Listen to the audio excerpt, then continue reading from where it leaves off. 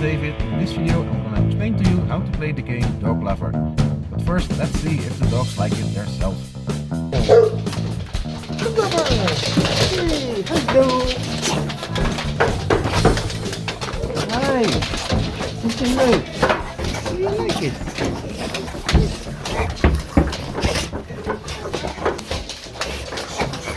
Dog Lover is the follow-up on Cat Lady, so it's kinda Cat Lady 2.0.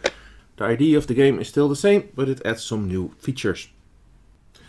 Before laying down the grid of 3 by 3, you first separate out all the cards you need for this game, being 2-player, 3-player or 4-player. Some cards you have to remove when playing with 2 or 3 players. After that you have to take out all the dog cards.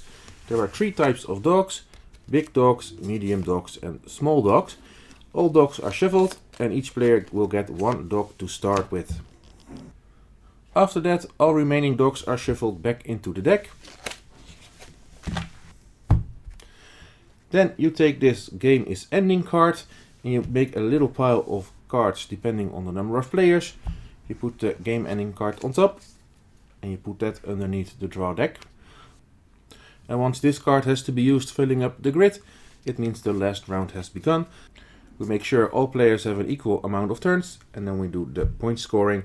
Most points, of course, is the winner. And then you simply lay out a 3 by 3 grid. Then all players will get 1 trick. That can be the standard trick, being sit, or everyone can turn their cards and then everyone will have a different kind of trick. You can also choose one to have the standard trick and other players going for the special trick. The tricks you have decide which cards you can take from the grid. So for now, let's start with the standard trick. Then we're almost ready to start, but the player to the right of the starting player will get this fetch card.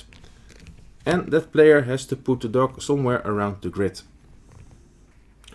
So for example, we'll put it here. And what this dog does, I will tell you now when we're going to play the game. When it's your turn, you're going to take cards from the offer to collect them. But before or after you collect the cards, you might play any cards you have in your hand. We don't have them yet, so simply starting the turn, we will have this trick, so we can take 3 cards in a row from the grid. And you can turn your card however you want to get the 3 cards that you would like. Most important in this game, to score points with your dogs, you need to feed them. This big dog Magnum needs 3 canned foods to be able to score the 9 points at the end of the game. Be aware, you get -2 points for each dog that you have not fed at the end of the game. There's no canned food in the offer, although here is a wild, that means it can be any food, so this could be a canned food. So maybe I will try to get this card. That means I could use my trick taking these 3 cards, or you would say I would use the trick taking these 3 cards. However, this dog guards those cards. From the 3 cards the dog is watching, you are only allowed to take 1 card.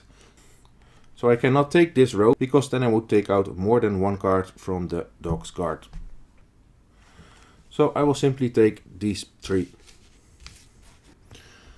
The cards get restocked. Hey, there's the canned food I need. And now I have to put the dog at the place of the asterisk. So if I play the trick like this, I will have to put the dog over here. Or maybe if I played it like this, I put it over there. It doesn't really matter in this case. So the next player cannot take these 3 cards. And that's how you take the cards from the grid. If you get food, you immediately discard the cards and you will take the cubes. So the wild in this case is a black cube, goes for any food. I have 2 dry bits and you can recognize the cubes by the color. So I have 2 dry bits. And I have a ball. This card I keep in my hand and I will start trying to collect as many favorite things as possible. Because this ball is only worth 1 point. But if I collect also a doghouse, then I have 2 favorite things and it will be worth 3 points. And so we can go up to maybe even a frisbee. So now I have 3 different cards, it's worth 6 points. And you can go all the way up to 5 different favorite things, being worth 15 points. And here is also a doghouse, so you can start collecting multiple sets. The more different cards from the favorite things you have, the more points you will score. When you collect food, you can decide to keep it in a pool. What I like to do, say I get 2 canned foods and this dog needs canned foods, I will put this on the dog, so it's easily to remember if the dog is fully fed or you still need to add some cubes to it. And so there are different types of cards to collect. Maybe some more dogs will come up. You will get maybe this walk. On this turn you put it under a dog if you can, otherwise you have to discard it. So if I collect this on my turn, I tuck this under a dog, so Magnum still has no walk, so I put the walk underneath Magnum, and it will be worth 2 victory points at the end of the game. But there can only be 1 card of this under Magnum, so if I get a second walk, I would have to discard it since I have no dog to tuck it under. You can start collecting bones. Beware, if you have 1 bone in your hand at the end of the game, you will get -1 point.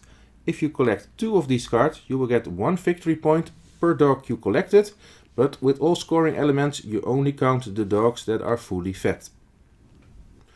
And if you even collect 3 bones, you will get 2 victory points for each dog you fully fed. And there are also some special cards.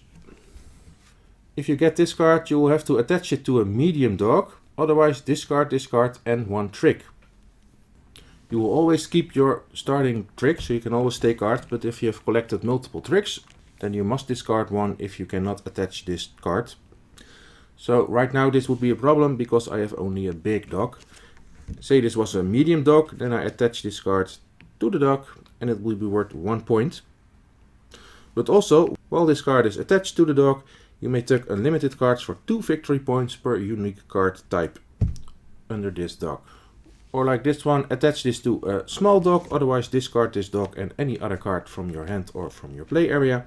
But say this was a small dog, while attached this dog may tuck unlimited adoption cards for 3 victory points each. And what are those adoption cards? That are these cards. These ones you will collect in your hand. 1 card is worth nothing, but if you have 2 of these cards, you can discard them to take 1 dog from the rescue shelter. So discard them and you choose 1 dog from the offer of the rescue shelter and they will give you more ways to score points. This dog we saw in the intro is just worth 3 points, but if you tuck a doghouse under one of your dogs, it will be worth a bonus of 4 points. This dog is worth no points, but if you have the escape artist or the food thief somewhere in your area, it will be worth 4 points, and if you have both of them, it will be worth 7 points. And we have this dog, it's worth 3 victory points for each training card you have. And once you take a dog, you will refill the offer, of course. So that is what adoption cards do, but maybe the most fun part of this game are the training cards. These you take from the offer and you'll keep in your hand. Or you can tuck it under a dog for 1 point each. Unless of course you have this card, then they are worth 2 points each. But you can also keep them in your hand and discard them to get some new tricks. To get this trick, you will have to discard 1 training card. The cost is below. And from that moment on, you will get to choose which trick you use to take the card from the offer. So I can choose to either take the sit trick, taking 3 cards in a row, or I can use catch, and then I can take these 2 cards and this card. And of course I can rotate the card as to my liking. So now I take these 2 cards and this card, however you want to use it. And again the dog will be placed, the wooden dog, where did it go? Here, will be placed on this spot depending on how you took the card. So if I take it like this, I will have to put the dog here. So by learning new tricks, you will have a better chance of getting the cards you really want. There are also tricks that cost 2 of those training cards, but as you can see, now you can take 4 cards in 1 turn instead of 3. And there's even a trick that costs 3 of those training cards, but then you can take 5 cards from the offer, taking the 5 that you want, as long as you don't take 2 cards from the line of sight of the watchdog. It doesn't matter how many tricks you collect, you can only use 1 trick each turn and you don't have to discard them, you just simply have those tricks for the rest of the game. Then I almost forget the fetch card. This was given to the player to the right of the starting player, and you will keep this card in front of you. But once during your turn, either before taking cards or after taking the cards, you can use this card to trade it with one card from the grid. So for example, if the watchdog is over here, I cannot take these 3 cards, but I really want them because my dog needs 3 of those canned foods. So maybe I use my trick to take these 3 cards, and then I use the fetch card to switch one card from the grid with the fetch card. So now I have 3 canned foods in total. I will discard the cards, get 3 canned cubes, and I'll put them on Magnum. So now I'm sure for the rest of the game this dog is fed and will score 9 points. And this card will remain here until another player picks it up. And that player will also keep this card in front, waiting for it to be played again. And that is how the game is played. Play continues until we get to that final "the game is ending" card. Then we finish the current round, so all players will have an equal amount of turns. And then we get to the point scoring. There is a little score block if you like it. You will score points for all dogs you collected that have enough food on them. Remember, all dogs that you cannot fully feed will get you -2 points.